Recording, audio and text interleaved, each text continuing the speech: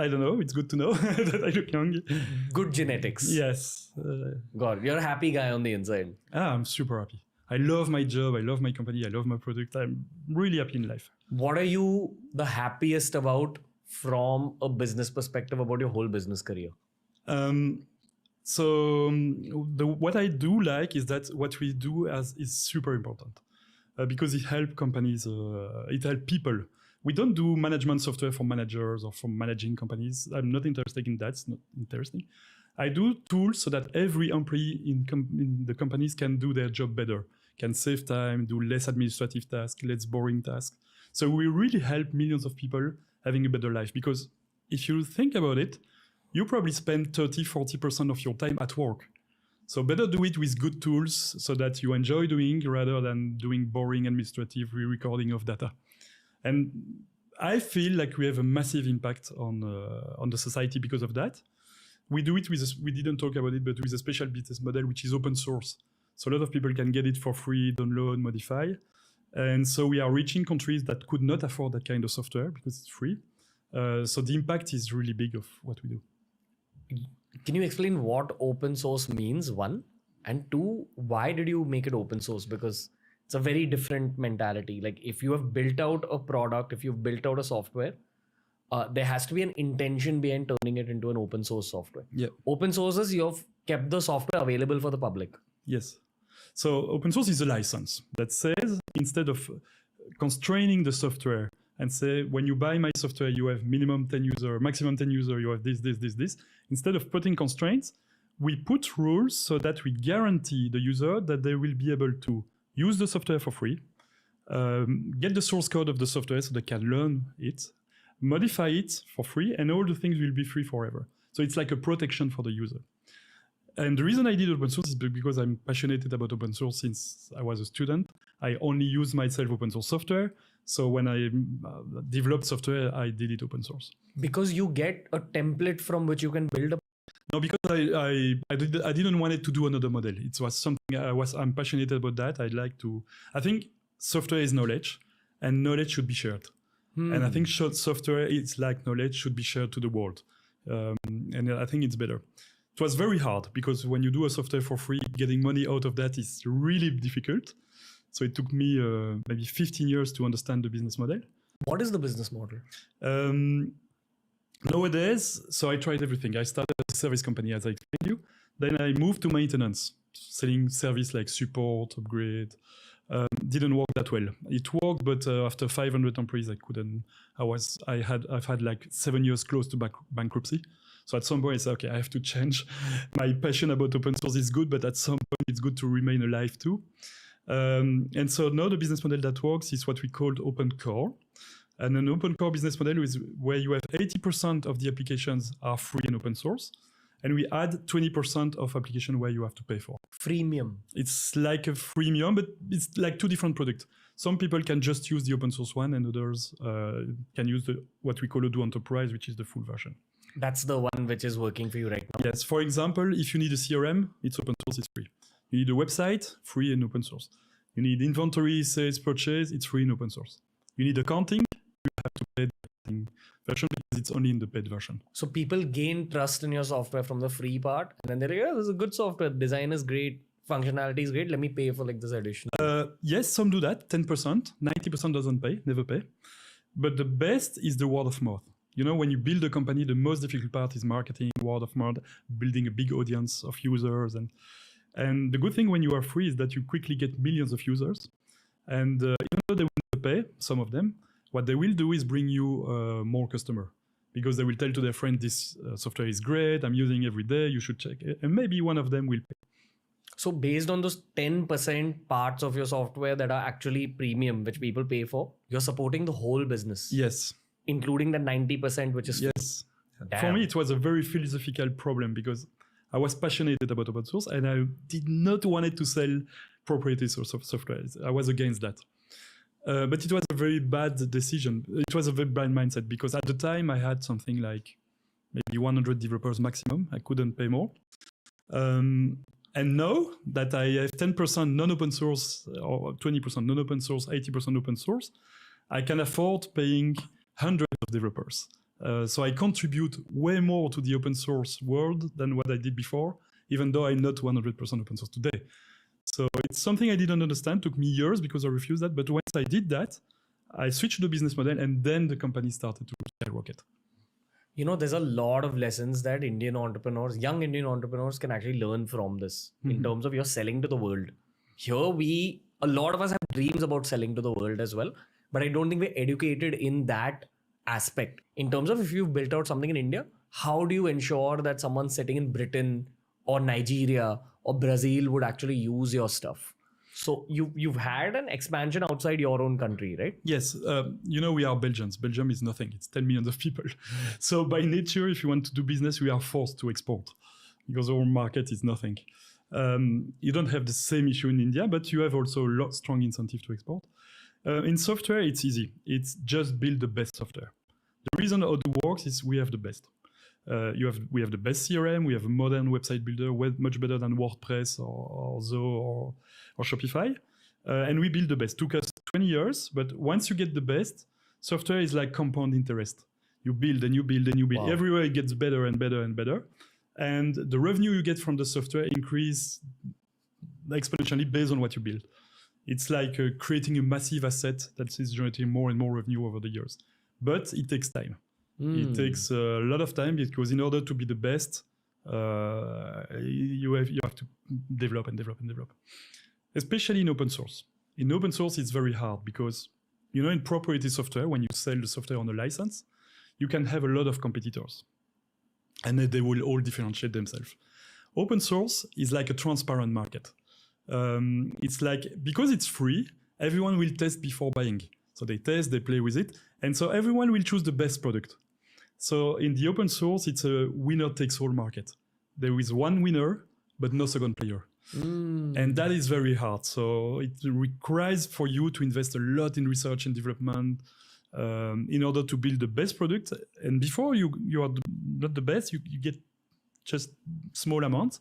But once you are the number one, you have a consolidation effect where everyone looks at you and you grow faster. And to further your consolidation and your profits, you basically have to play a numbers game. You need more and more people to use your free of cost stuff. And because it's open core model, I cannot charge as much as the other. The big ERPs like Microsoft Dynamics, SAP, Oracle NetSuite, they charge a lot, like $180 per user per month. They can because they charge for the full amount of the software. For us, it's different. We have 80% which is open source and only 20% which is proprietary. So if we charge the full amount, people will say, oh, for 20% less, I can get everything for free. So I won't buy that. Our main competitors is yourself, is our open source product. So we have to charge at 1/5 of the other because we can only charge a small layer, which is for a fee, which means we have to compensate with big volumes. Which is also partly why India? No and yes. For me, up to now. So it changed 1 year ago. The role of India for us changed 1 year ago. Before, India was like the service provider for the world. So the local market in India was nothing. We had only a few users, but they were selling development services to all our partners all around the world because in Europe, in the US, we are lacking developers. So they were all subcontracting to our Indian partner. So India, at the beginning, helped us a lot to provide services we couldn't afford in the other countries. Now it changed. Since 1 year, that's the reason why I came here.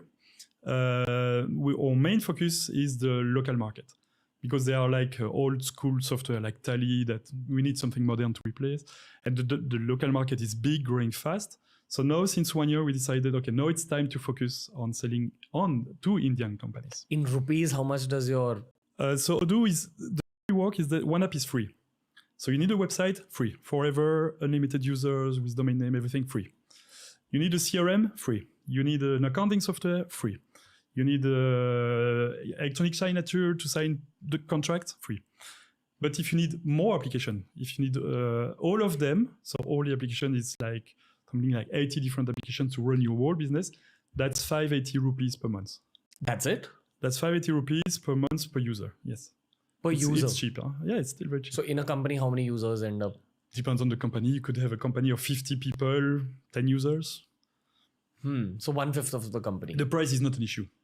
Yeah, it's 580 rupees is pretty much nothing for what they get for.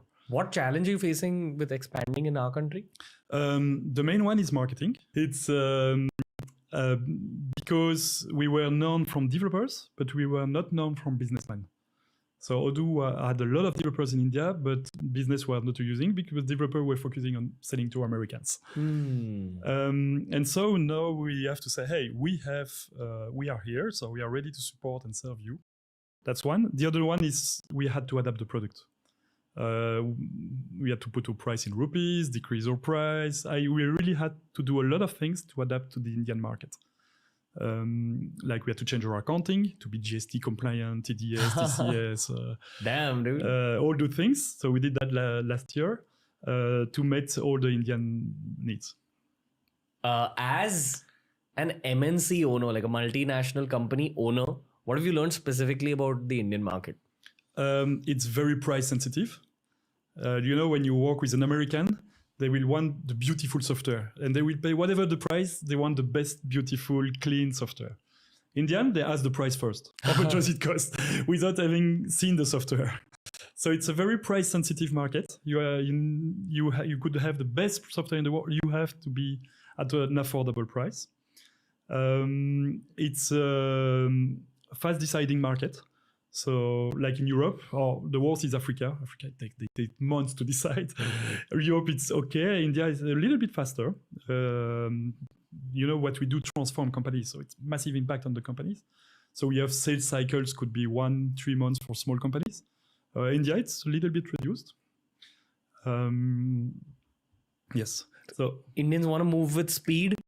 They'll go for the cheapest option. Yes. That's how. And one of the main issue I have with Indian customer is that they think they can do everything on their own. They never want to buy services. So they say, I'll just buy the software, I will do myself.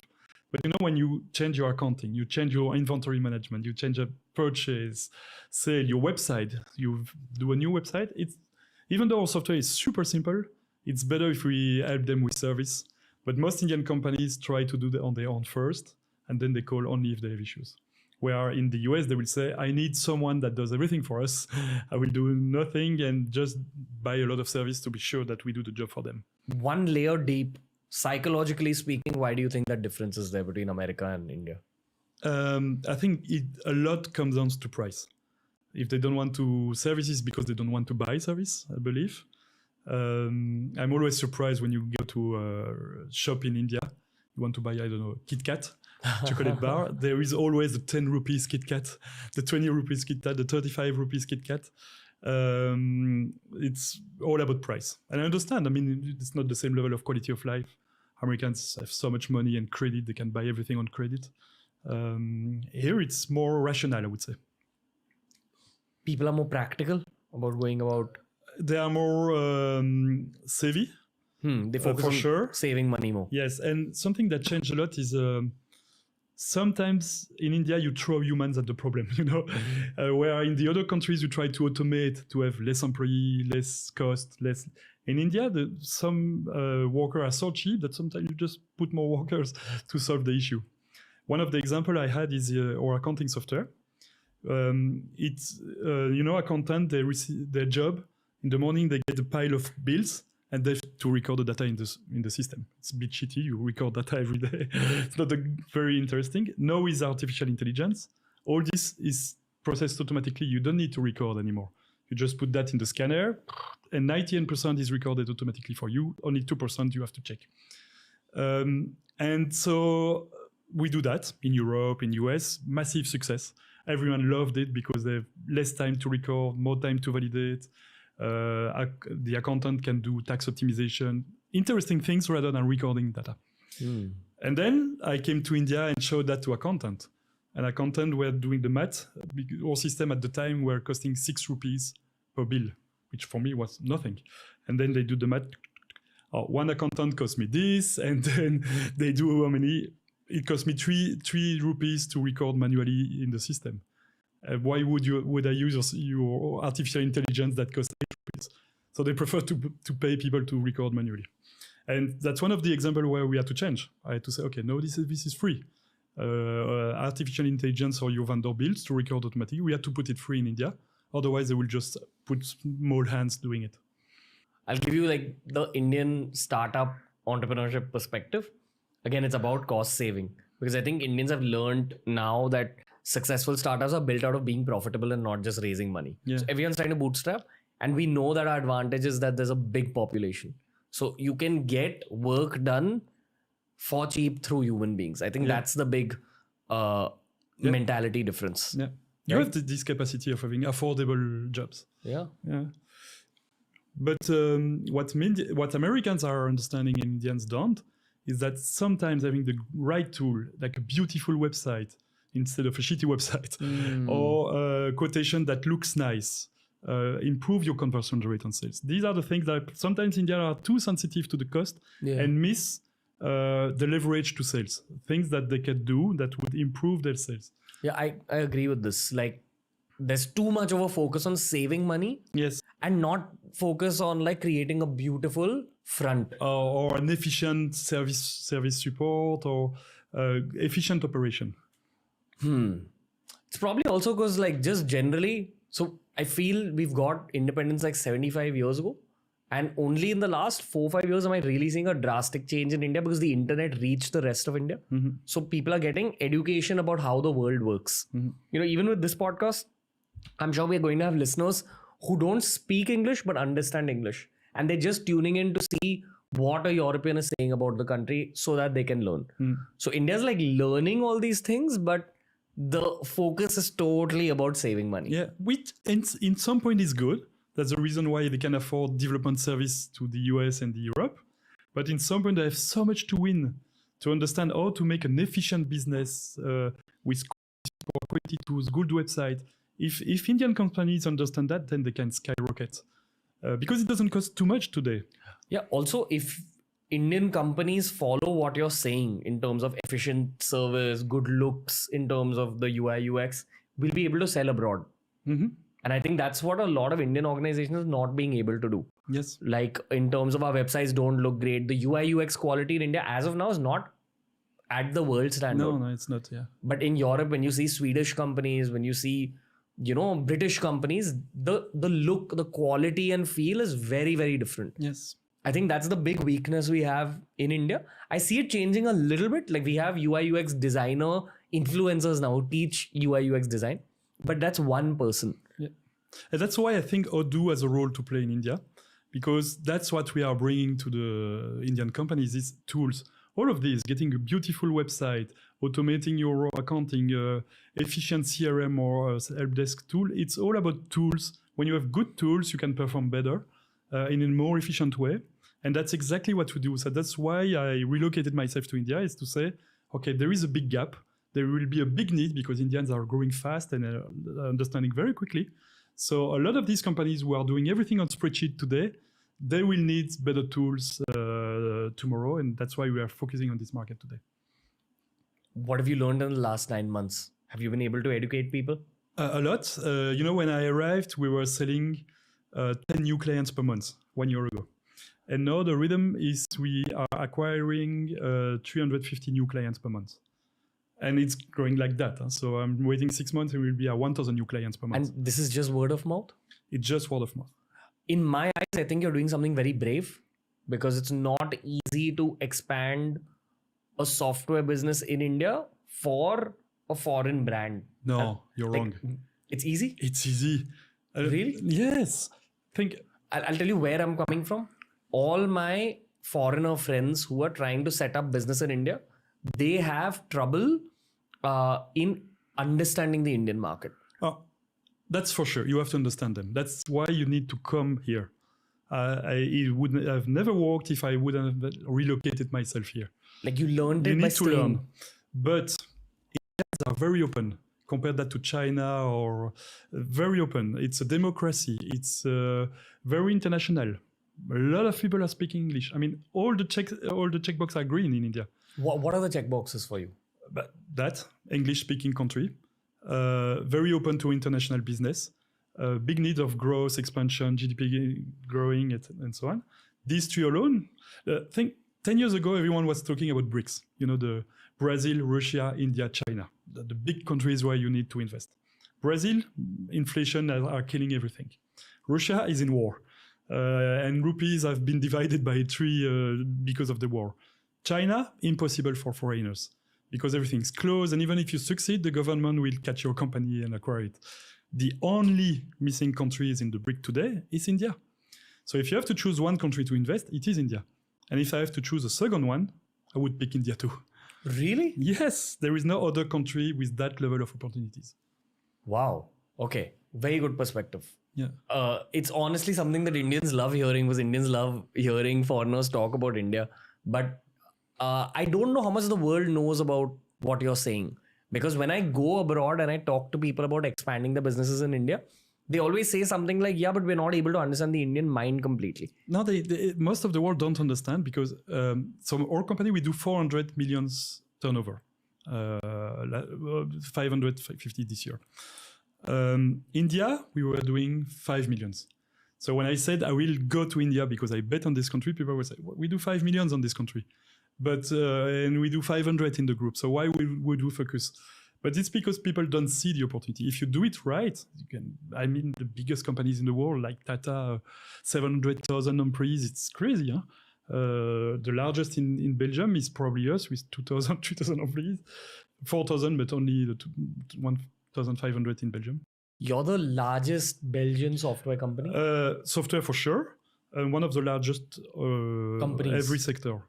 You're one of the largest companies in Belgium, and the founder of that company has moved probably one of the most valued too.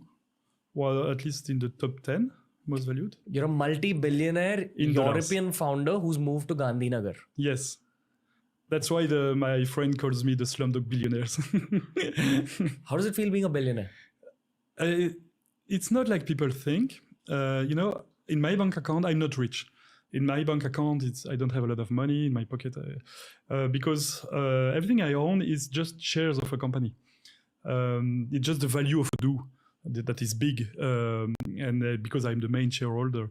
But it's like I have money to spend. I'm not buying big cars. I'm not buying big houses. I live in a very small house in Gandhinagar, actually. So it's not like people think. My richness is to have a great company, which is Odoo. And I don't plan to sell my shares, so it's not like I will convert that into cash. I will always keep it that way. You'll just want to grow business for the sake of business. I think, because there is nothing less interesting. There is nothing more interesting than that. I mean, I could go to the beach or I could go to holiday. That's boring. In the other hand, I can change people work the life of people at work. I could have an impact of millions of people. Doing great software where they reward us every day, telling us, oh, software is good, thank you, thank you, thank you. That is great. It's much better than what I could afford with money. If your son, you have a son? Yes. If your son comes up to you and says, hey, billionaire dad, I want a Ferrari, what are you going to tell him? No, I would say get the money to buy it yourself. Are you, in your will, are you going to give all your money to your kids? I will give them a company. Not money. You'll give them the company. Yes. And then it's for them to do. If I die. When I die. I find you, I'm saying this as a compliment. Yeah. Okay, but you're very eccentric. You're like a crazy guy. Like, not sure, but yeah. No, I mean, coder to founder to pivoting to almost going bankrupt. Yeah. And then you're a multi-billionaire now and you choose to live in Gandhinagar. Yeah. But I mean, it's all about the experience. I mean, living in a country you don't know, learning from a new culture, new people is way more interesting than driving a new car. Go on. Yeah, it's for me, it's all about the experience. And there is also something I'm convinced about is, what makes happiness. People think money makes happiness. But I think it's not what you have that makes happiness, it's how you evolve. So if you are here, you get that, you're super happy. Or if you are here, you get that, you are super happy. But when you are there, what do you do to be very happy? You cannot buy more cars, more houses. It doesn't work. So it's good also sometimes to level, slow down or decrease your quality of life so that you don't get used to big richness and so on, and you get very happy. When I come back to Belgium and I eat meat, super happy because I eat veg for months or... as in your expectations from life are very simple. Yeah, and if your expectation is low, it's the best way to be happy in life. Damn. How do you look at money? What is money for you? It's a mean. For me, money is a mean to develop a bigger business. Like it's a means to a goal. And for me, the possibility. goal is to develop a bigger business, and so that we can do software that helps more and more companies. So money is very important. I need to. That's why we focus on selling and things like that. But not as a goal in itself, but as a mean to develop the software we want to develop. It cannot be the other way, because if your goal is to make money, you won't be happy or you won't succeed your goal. But if your goal is to make a great product, then if your product becomes great, then money will follow. Damn. Has Gujarat taught you anything about money specifically? Gujarat they told me about, negotiation. I was very bad at negotiating. I thought I was good, and then I came to India. And then, these guys are so crazy in negotiation that I learned from them. What did you learn? To be more pushy. You need to be more pushy. Yes, Indians are very pushy. When they negotiate very, very hard. Even in weddings, they play this negotiation game during weddings. You get the shoe of the bride and you have to buy it back. Everywhere they negotiate. And specifically Gujarat, I think, is a negotiation center of India. Maybe it's Gujarat, yes. They have the best business skills. Them and Marwadis. These are the two communities which are known as the business communities in India. No, they are very good at negotiation, and it's good. It's useful for all our activities, actually. Suppose you go back to Europe or America, you'll be using these Gujarati negotiation skills there? Yeah, I will train the team there. But you'll be it's already done, because when you have a group of different countries, they all work together. So initially, I asked a Belgian team to train Indians. For instance, the influencer marketing team, the Belgian team trains the Indians, how we proceed. And then they do call together, and then they notice that the Indian person is negotiating way better than them. So they learn from the call. And working together, we all learn from the strengths of the other, which is good. Yeah, which is why in club football, every player has different nationalities. Everyone brings their own strengths to the table. Yeah. Do you look at international business expansion in the same way that Indians have a role to play in international businesses, but they should be played to their strengths? Yes. We have a big company in Dubai, 600 people, something. The director come from Gujarat too. He went there, and so the way we do what to do is that we have a rule. Every employee can switch from one company to another country if he has 2 years experience. He just have to ask, and we say, okay, he can work in any country of the group. That way we push people to travel and discover and learn from that experience. And which countries are you spread in? We are in San Francisco, Buffalo, United States, Dubai, Mexico, Spain, Italy, Germany, Australia, Belgium, of course, Hong Kong. I probably missed a few, but. How are you so humble after building all this? I don't know. Do you look at yourself as humble? I don't look at the past. I don't care too much about what we built. What I do focus on is what we should build. If you look at today, even though it's exploding, we are the best management software you can get on the market, growing like crazy. It's still 1% of the market, 0.1% of the market. The market is so big. Every company in the world, small to large, every industries, we are still 0.1% of the market. So when I look at it, I'm not saying we succeeded. I'm looking at it like we do 0.1% of the market. Or we go to that, from that to 5%. And so I'm focusing more on the future, what we should do and continue to do in order to keep this growth rather than what we have succeeded. Man, I'm really enjoying talking to you, genuinely. Like, I'm glad I get to do this for a living. I was telling you, I have a great job, Meeting people. Yeah, but how often do you meet a European billionaire who's staying in India?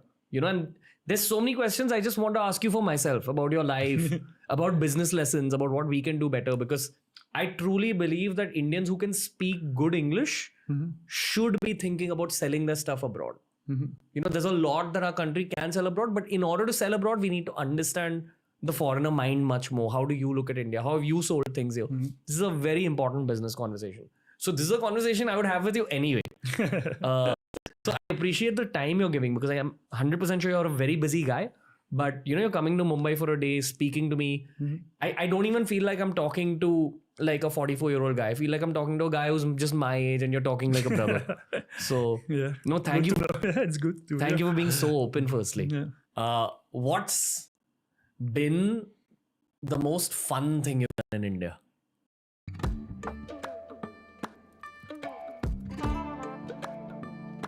$130 and senior regional manager. Happy? Indeed. Let jobs find you with Indeed.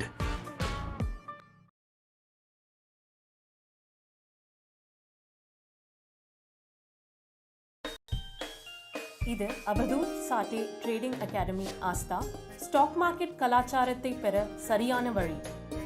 Investors மற்றும் ட்ரேடர்ஸ்க்கான சிறந்த academy Aastha. கர் கர் குருகுல் என்பது வீடு வீடாக குருகுலம் அமைக்கும் கல்வி முறை. இது ஆஸ்தாவின் அடையாளம். இது மிகவும் செயல்முறை சார்ந்த மற்றும் நன்கு கட்டமைக்கப்பட்ட பயிற்சி திட்டம். ஆஸ்தாவில் இருந்து கற்ற பிறகு நீங்கள் மாதம் முதல் மாதம் உங்கள் முதலீட்டில் இருந்து 5 முதல் 10% வரை லாபம் அடையலாம்.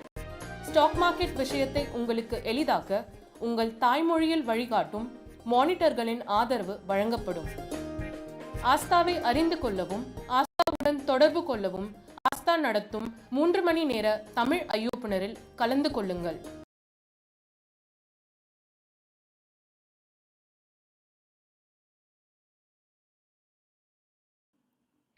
I think building a business is fun. Yeah, really. It's lots of problem-solving challenges. It's setting up things. It's creative. It's so the best I did is to scale, hyperscale the company. In India? Yes. The scaling has been the most fun thing. Yes. So, okay, let me reframe this same question. When you first got here, in the first week and in the first month, what were your set of learning? So what did you learn in your first week about this country? What did you learn in your first month? So the first week, when you want to transform a company, first week you just learn. You work with people, you learn who they are, who are the best, who you can leverage to make the company scale, what are the weaknesses, what are the strengths, so that you can rely on. So I would say the first weeks, I didn't do a lot of things. I just worked with people, helped them on small details, but it was more a process of learning for me. You understood your teammates. Yes. Correct to say? And you were trying to absorb what situation you're in. Yes, you help them when you know things, but it's better to more listen than talking. And after that, then I can replicate all the good practice we had to do. And some of them I had to adapt because it didn't work in the Indian market. Others, I just replicated what I used to do in other companies, and it worked here. Like what? Can you break that down? Both the ones that didn't work and the ones... For instance, one of our marketing strategy I had to do is to do what we call roadshows. It's events in different cities. And when I arrived here, our roadshow had like 40 attendees, which is nothing. When we do roadshows in Africa, we have thousands of people. In Europe, we have thousands of people. And we had 40 on such a big country, on large cities. That didn't work. So I did the usual marketing tactics, Facebook ads, LinkedIn ads, mass mailing, and so on. And then I went to 600 attendees. I was like, starts to be good. Okay. And I came to the management, very proud of me. Were they coming to meet you? No, it's not me. It's our salespeople who do demonstration of the product, the Odoo community, work together, presentation of customers, and things like that. So you use digital to create a community online? Yeah, we already have a big community to do. We leverage this community and try to bring more people. And we do events that are on site in big cities, Delhi, Mumbai, Ahmedabad, Pune. But it was a community gripped through social media. Yes. LinkedIn. Because I had too few people when we started, I had to do advertising to bring more attendees to our events. This is performance advertising you did? Yes. On Facebook, LinkedIn, and so on. Use our product. Yes. That's it. Okay. The ones who use or potentially will use the product. So I did that. I scaled that, and it went well. We went to 600 registered attendees. I thought it was very good, so I was like, "Yeah, I'm good." And then only 120 people went to the event. Actually came. So the no-show was huge, like 80% no-show. Like 600 people signed up for the event, but only 120 came. And so that's where I noticed that in India it's different. You have to do way more. And that's something I learned when I was looking for an apartment or house for me, is that you have booking with people to visit houses, and 50% of the time they just don't come. You arrive, nobody's there. You have to call 1 hour before to say, I'm coming, I'm here, and then they come. And so I worked on how can we improve so that more than 20% of the attendees come. And so we started with WhatsApp, and that worked very well. We did reminder 1 hour before the event, 1 day before the event, SMS marketing, and that works very well. And that's the kind of things where I learned in India, because nobody used, I was not using WhatsApp in Belgium, but here everybody use it. And so now that we automated reminder, we had way more people to roadshows. And I learned that from India. We put that in the product. So now Odoo has WhatsApp in all the applications in standard. For the point of sale, when you have tickets, you receive the tickets on WhatsApp. Bill, you receive your bill or invoice on WhatsApp. Events, you have your notification, registration notification on WhatsApp, everything. And then it helped all other countries too, because we deployed that in Latin America, worked very well too. We deployed it in Africa. They love WhatsApp too. It worked very well because I learned it from India. You know the word empathy? Empathy is like understanding someone else's emotions. Yes. I feel that in a business person's career, somewhere after you gain some success, there'll be a point where you begin to lose a little empathy, because business makes you very dry and mathematical. Yeah. And you have to just like self-correct. I've seen this with a lot of business folks I've had on the show as well. A lot of them say that the biggest mistakes were a point where they overvalued what they were trying to sell, or they were trying to chase money too hard. And even here, I mean, 3 layers deep, we boiled it down to the same thing. It's usually a mistake I don't do, but that time I did it. Yeah, you're right. Okay. How do you look back at your 20s? Because you're 44, you have a nice family life, you have a good like material life, you know, your company is doing well, you're one of Europe's youngest billionaires. How do you look back at your 20s? I feel like it's the same for me. Like when I was 20, my focus was I want to build the best software. Today, my focus is I want to build the best software. And things changed, of course. But the strategy, the long-term vision, what I like to do, what I do remains. I still spend the majority of my time making sure that Odoo is much better than the competitor, improving the software. It's still the same. I'm still doing what I like. It's even better now because when you are small, like 50 people, you have to deal more with HR stuff. When you are big, you can delegate the HR stuff and focus on really what matters. So it's a bit better even for me now. Which is the product. Yes. The product matters. Or the company. The culture, the improving. So I focus on if we transition, we have to change the department or that's the reason why I came to India, a big transition for the company. So I focus about things that bring value to the company. Why did you choose Gujarat in India? I didn't choose Gujarat. So when you create, we launched a lot of companies. We did Odoo in Mexico, Spain, Italy, Buffalo, and so on and so on. The key to succeed a new company is not the location. The key is the director. This is the most important thing. You can have a good director in a bad location, it will work. You can have a good location, average director, it's going to be painful. And so the way we work, it's always about people. The way we work when we want to open a new company is never to say we want to go there or there. It's more about who is the best guy we have in the company that we can leverage to create a company with. So you had a bunch of employees in Europe and America, and you pick out like one of the best So leaders. the way it worked is I was working with a French company who had this subsidiary in India. And I was working with them, and I worked with Mantavia, our director at the time there, and it's still the director today. And I noticed that this guy is very good. And so I wanted to do something with him and say, okay, let's create a company. So we discussed with this French company. I acquired 50% of the shares, and then the totality, because we split and I get the totality. But it was not about Gujarat. It was about Mantavia. If there was these guys that I would say, okay, he's good enough, we can build something with him. And it's always the same. You know, we have a company in Buffalo. Nobody goes to Buffalo. New York. It's in the state of New York, but it's not New York. It's way above. Nobody goes there. You go to Silicon Valley, San Francisco, New York, Boston, but not in Buffalo. It's like a desert city, old industrial city. Where we get there because of the director. Nick, our director there, is super good. We wanted to do something with him because he came from Buffalo. Let's go to Buffalo. And it turns out it was a very good decision. It's amazing to have an office there, but it was all about the people, not about the location. So your key to expanding business, especially internationally, is actually great leadership. You pick out the best team captains. Because execution is stronger than strategy. Execution is about having the right guy that can make it happen. Is stronger than having better market or strategy. Strategy is important, but execution is much more important. Because I think strategy is built out of feedback. Yeah, and strategy can evolve. If you have someone who is capable of making things happen, transforming companies, he will evolve with the strategy. So your director chose Gujarat? So I chose a director. He lived in Gujarat. And because he lived there, we created the company there. And actually, he was a student. So it was not directly a student. We recruited a few people. And he started in his student room. And now he's managing 650 people. How old is this guy?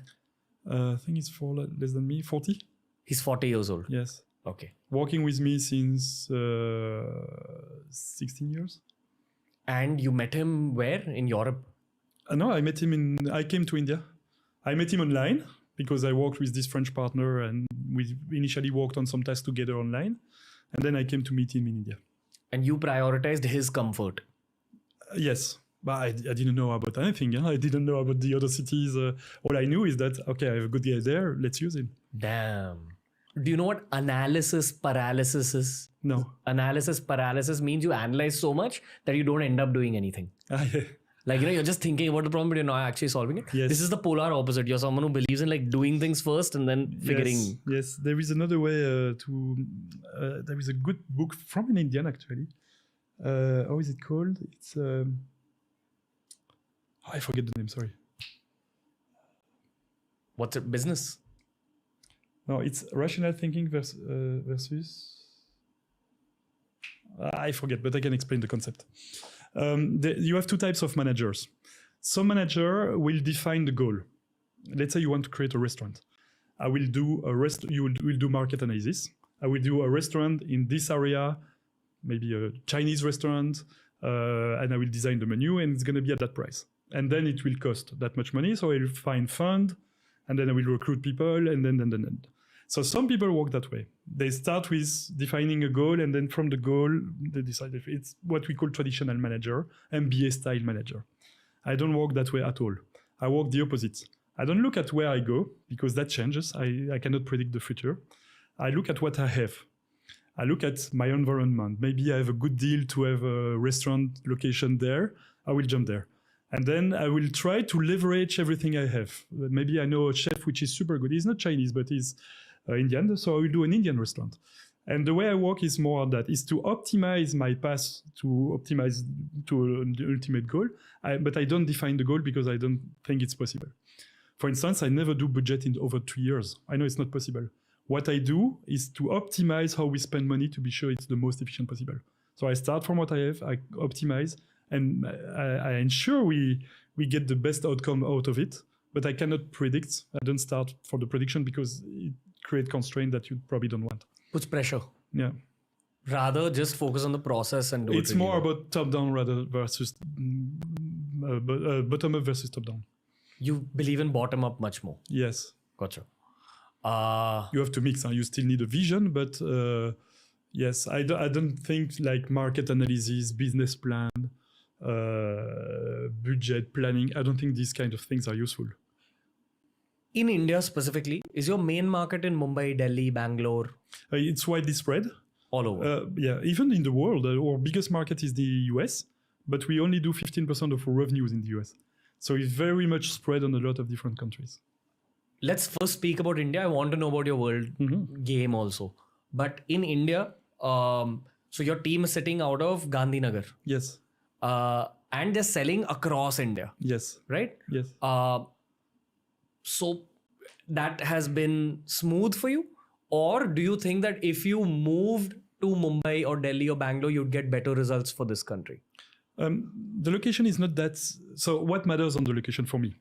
most of the thing when we sell to small and mid-sized company, it's over the phone or video conference. Right. So you don't need to be physically present. So what matters? To have good engineers. You have good engineers and very good engineers in Ghana. You have also elsewhere, but there you have very good engineers. The good thing is in Gandhinagar or Ahmedabad that you don't have Google, Apple, IBM there. So you can actually get the good engineers, which is more difficult if you go to the Indian Silicon Valley, like Mumbai, Bangalore, and Delhi. So for that, it's very good. And you need good retention. Because in order to build for the long term, you need people to stay long time in the company, which is a challenge sometimes in India. How do you get good retention? Good salaries. You have to pay 20-30% above the market because it's very important for Indians. And 2, less competition on the market. And 3, good working environment, good culture, and so on. And I believe that for this, Gujarat is very good. You have less pressure of competitors on the IT market. You still have a strong universities for engineers. And salaries are a bit lower than what you can get in Mumbai or Delhi, which allows you to easily pay above market. Yeah. And here, I think there's also a massive problem we face is rent for people who work with then us. for the employees, cost of living, of course, is lower. Therefore, salaries are way higher also. Yeah. But it's crazy. I never in my wildest dreams thought that someone like you would be staying in Gandhinagar and building out your business. No, and you know the biggest mistakes I did? I created a company in San Francisco. A big mistake. Because it's a tier 1 city, you are next to Google, Apple, Microsoft. How can you recruit the best engineers next to these guys? And the cost of living is so high that big mistake. I did it after in Buffalo, super good. And so now we have a rule at Odoo is we never go to tier 1 cities. Damn. We always go to tier 2 cities because that's where we can have a better retention of the employees. No one's ever said that on this show. They should. And you know, I get some. I remember when we have a few investors, VCs in the board, and so they did a big market analysis for us. What are the best cities to put the second office in the US? And they came with a list of 50, and Buffalo was not even in the list. And I said, no, we will go to Buffalo. Damn. And why? Because we have a director. Not because of Buffalo. At the time, I didn't care about Buffalo. All I cared was it could not be a tier 1 city. It has to be a tier 2. And the director decided the city. You're reteaching me a lot of the business things that I thought I knew. Yeah. I had like a way I looked at business. Yeah. But what you're saying makes sense. Yeah. Yeah. If you create a company in San Francisco, you will suffer. Super high salaries, high rent, engineers not available. It's better to go to smaller cities. I'm asking you this because you're also a software developer yourself. Like you've actually coded in your life. How good is the quality of coders in San Francisco versus the rest of the world? Like, are they significantly better? No, I think I'm pretty sure Belgium is even better. Yeah. Or at least it's comparable. India? A bit lower. Bit lower. The average. You could get very good guys in India. Huh? They are very good engineers, developers. But if you take average versus average, India is a bit lower. Average versus average? India is a bit lower than Belgium. But you've seen a few stars in India. But the good thing is when you are in Gujarat, that you can pick the top 1% or the 0.1%, and these guys are very good. These guys are comparable to San Francisco coders? Yeah, so we don't do research and development in San Francisco. So we don't do development. We only do development for customer service. So the only 2 research and development center we have is Belgium and India. Okay, your best Indian coders, how do they compare to your best Belgian coders? A bit lower. Bit lower. Yes. Like the Belgian guy is like a little bit more. Yes. Why do you think that is? I think it's all about education, the quality of the universities. Do you see it changing in India? Yes, for sure. What surprised me is that the school for my kids, but it's 10 to 12 years, it's, as I said, better than what we get in Belgium. So at least there are some schools that are much better. So it's improving a lot, yeah. Like I have some cousins who live in Delhi. They're a lot younger than me. They're probably 16 years old now, 17 years old now. I remember when they were in the 5th and 6th grade, they were in a good school. So they were learning product design in the 5th grade. I learned product design when I was 25 years old. Yeah. Myself from YouTube. I didn't have it as a subject. And when you talk to them, they're way smarter than like what we were at that age. That's good. Yeah, I think it's the new generation will bring a lot to the Indian market. Yeah. But you know, this is like the top 1% in terms of income in India. Yeah, but these are the ones that matter.